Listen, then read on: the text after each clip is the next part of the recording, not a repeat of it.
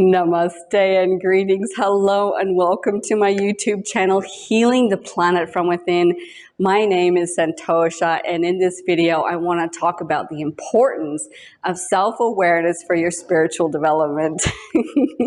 I'm currently standing here in Rishikesh in North India at the yoga school where I first started my journey in India back in 2019.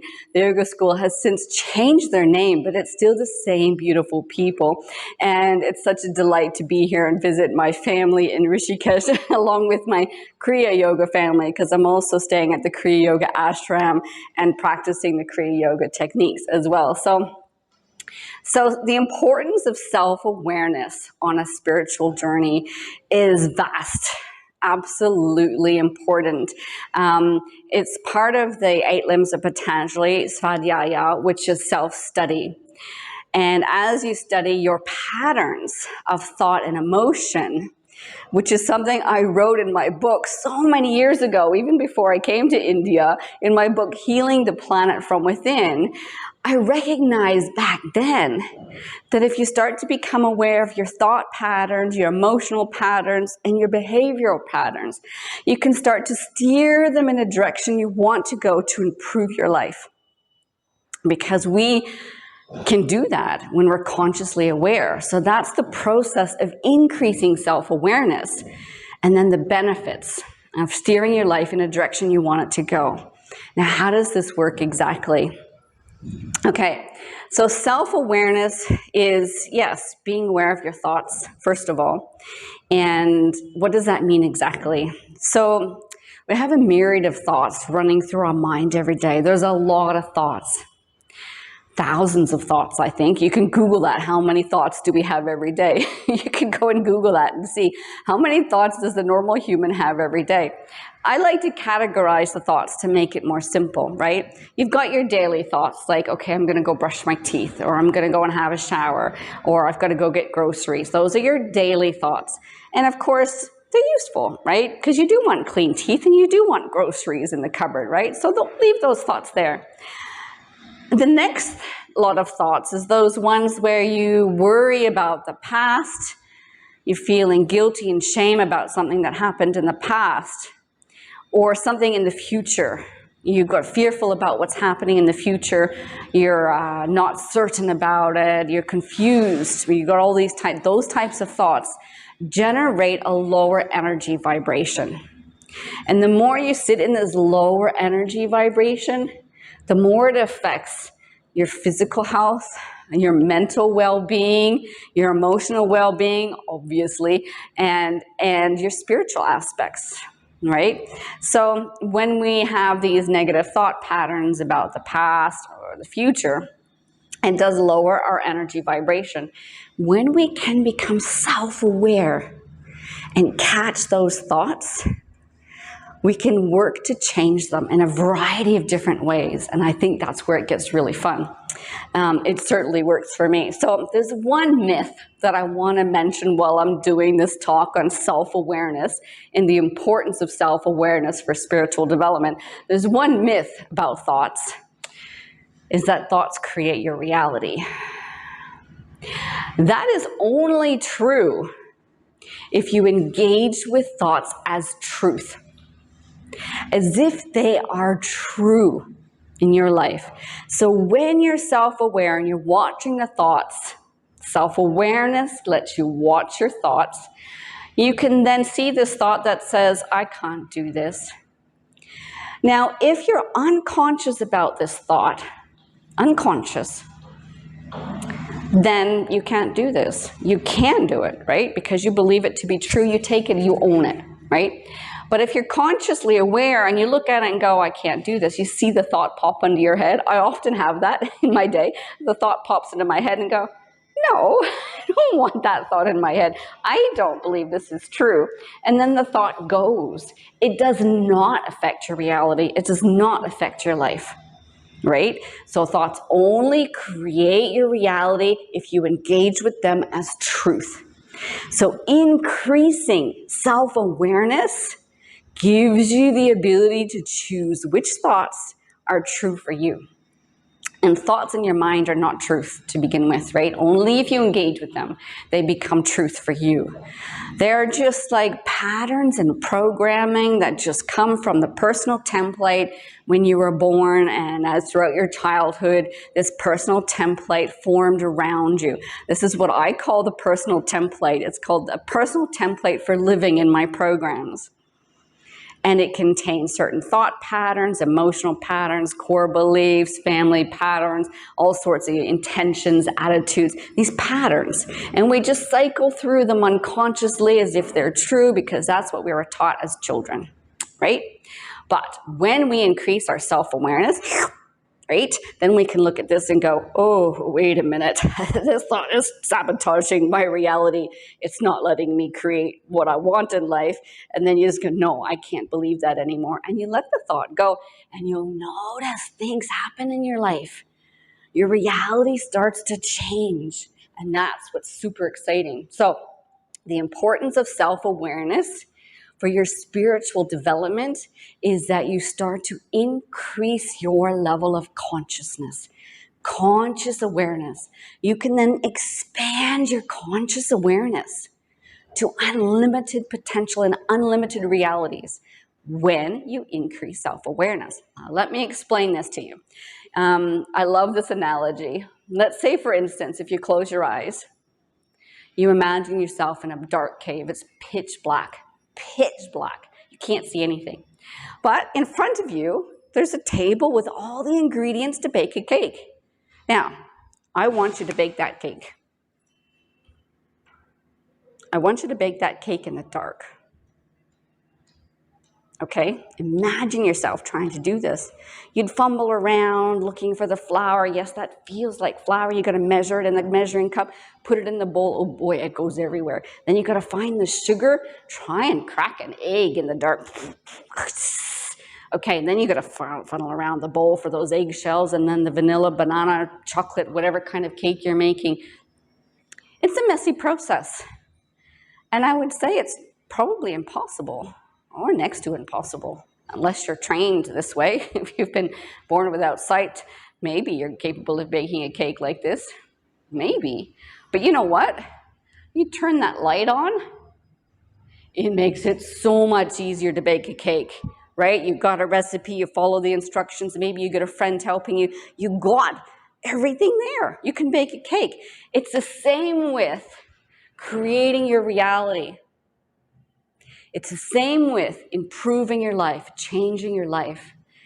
Increasing self-awareness is super important.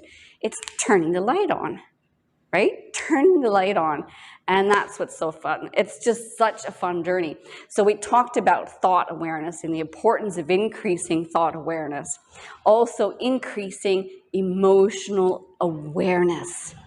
Because I can tell you the same goes true for thoughts that it does for your emotions. Your emotions do not create your reality if you engage with them as truth and feel like you're stuck with them. You can change your emotions as well. Yeah, I used to think I was stuck with my emotions. I used to think I was stuck with depressing thoughts and emotions. I used to think I was stuck with them as well, until I ran across this book, and I mentioned it in almost all my videos and podcasts and blogs. This book that's called Positivity by Barbara Fredrickson. She researched over 300 scientific studies. And she proved that when we have a higher positivity ratio, those are positive emotions, by the way, that she's mentioning, not the thinking patterns, but positivity ratio, the negativity, we flourish in life. Higher immune system, lower pain, more resistance, more resilience. Not resistance, yeah, more resilience. We've got better communication, more empathy, better team building skills, higher motivation, higher inspiration, like unlimited potential, higher positivity ratio. And you can choose which emotions, feelings you're feeling in each and every moment, right? Whoa, this is what it means to increase self-awareness on a spiritual journey. Imagine that. I had practiced this, okay? And I will give you this brief example. You may have heard it before in some of my other videos or even podcasts, but I want to share this with you. When I first read her book, I was living in a cabin in the bush in Australia. My daughter was in high school at the time, and I moved out of the house when I was 16. So I went through regular crash states. I called them crash states. It's like this fog of depression would come and sit down on me, and I would have to cry for hours and hours. I was subjected to this weekly, maybe bi-weekly, but it was a regular basis, and I did it when my daughter was at school. And then I just went through this crying time of an hour or two, and then I would feel better. So I just surrendered to it. One day after reading this book, I could feel this fog of depression coming over me. And I thought, wait. I said it, this fog of depression. Wait. Wait, I am grateful for, I tried one of the methods in Barbara Fredrickson's book. She mentioned gratitude. And we all know gratitude, but try it during these moments. Try it during your dark times. It certainly worked for me. You know how difficult it is to think about something you're grateful for during a state of depression? It's almost impossible. So I have to wait. Okay, I'm grateful for the breath, my breath, breath. You know, that's all I could voice. Oh. And I waited. Wait. Oh. Okay, I continued because the fog didn't keep descending. It just stopped. I thought, okay, well, I'm grateful for the food in the fridge. I'm grateful for the cabin I live in. I'm grateful for my daughter. I'm grateful for the sound of the birds I'm hearing. I was living in a rainforest. It was gone. The fog of depression was completely obliterated. For lack of a better word, it felt like it was completely obliterated. It was gone, entirely disappeared. Imagine that. Years and years and years, I was a victim to this state of crash states of depression. Finally, I thought, whoa, I never have to experience that again. And I never have. I've never been out of control with my state of depression. I've never had those crash states again, right? Because I make a choice in the moment. Do I feel like being depressed? Okay, yeah, maybe I can make the choice now. I can be depressed for this time because I think I'm working through past life karma or something like this, right? But I don't stay there long. I work it out and I get out. So self-awareness is so important on your spiritual development journey. So awareness, so important. You can see why, right? Because on your spiritual development journey, you want to feel better. That's the whole point of going on a spiritual development journey. Right? You want to feel better in life. You want to feel more happy, more peaceful, more content, and you're tired of the struggles and miseries. So you increase self-awareness and you start to steer your energies in a way that makes you feel better. And that's the beauty of being on this journey. I'm glad I have all the tools and techniques that I've learned for over 25 years now. And I've been in so many places and deep into my spiritual development journey. I'm currently living in Tamil Nadu in India, where I have, over the summer months, gone to at least 20 or 30 sacred, powerful temples, places of samadhi, jiva samadhi, ashrams. Amazing power. So I'm here in India deepening my spiritual development journey. This week I'm in Rishikesh only for 1 week because I had this calling to come here for something. So isn't it such a blessing now? I'm getting this inspiration to do this video for you. So you know the importance of self-awareness for your personal development, self-improvement, and spiritual development. So I'm going to invite you to come on this journey with me. Subscribe to my YouTube channel because I talk about all things personal development and spiritual development to improve your life. Why? Because I believe the more people that have this knowledge, that's doing this level of work, If everyone around the planet was doing this kind of work, we would be healing the planet from within. And that's my passion. I don't know how it started. I wrote the book so many years ago, and this title of the book came to me. I don't even know. I can even question, why is this title? What's this title for? It was hilarious. But now it's the title of my YouTube channel, Healing the Planet from Within.